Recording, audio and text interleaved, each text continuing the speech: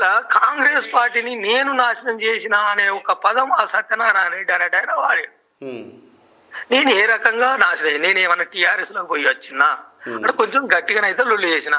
వీళ్ళు అంటారు నువ్వు లొల్లి చేయడం వల్లనే ఆయన హర్ట్ అయిందని అంటారు. సరే అది నిజమా?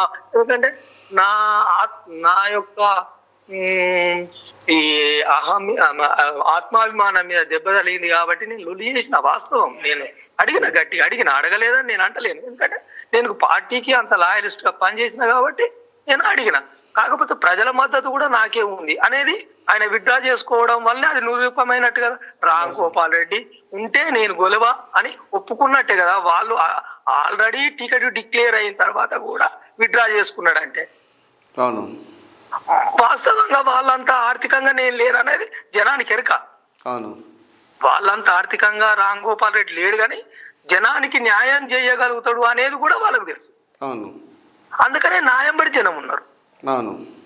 సరే రేపు పొద్దున ఈ సర్పంచ్ ఎలక్షన్లు ఎన్నో విధాల ప్రలోభాలు ఉంటాయి.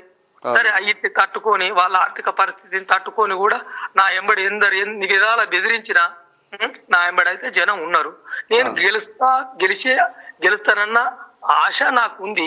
అందుకనే బరిలో నేను ఉన్నా. మీరు గెలవాలని మేము కూడా ఆశిస్తున్నాం, ఎందుకంటే కష్టపడ్డ కార్యకర్త కాబట్టి ఎవరైనా కూడా కష్టపడ్డారా భయ్. అయితే ఇవాళ కూడా మా డిసిసి గారికి ఫోన్ చేసిన, ఆయన లిఫ్ట్ చేయలే. సరే కాకపోతే రమణారావు సార్కు ఫోన్ చేస్తే లిఫ్ట్ చేసిండు. మరి ఇది పరిస్థితి, మేమిద్దరమే కదా సర్పంచ్ ఆశించింది, వాస్తవమే.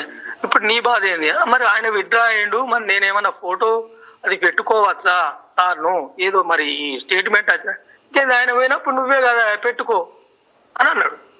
పెట్టుకో అని అన్నాడు. ఇక మిగతా పెట్టుకో అన్నాడు, కట్ చేసిండు అంతే. ఇంకా నేను అనుకోతా అనుకున్నా ఏమని అంటే, సరే ఇప్పుడు మీరు క్యాంప్ ఆఫీస్ నుంచి అదేదో మేము ప్రకటించినాము, ఆ పేరు ఆయన విత్డ్రా అయింది కాబట్టి మా రామ్ గోపాలే మా క్యాండిడేట్ అని అయితే మీరు అనౌన్స్ చేయాలని అడగదామనేమో ఫోనే కట్ చేసిండు ఆయన.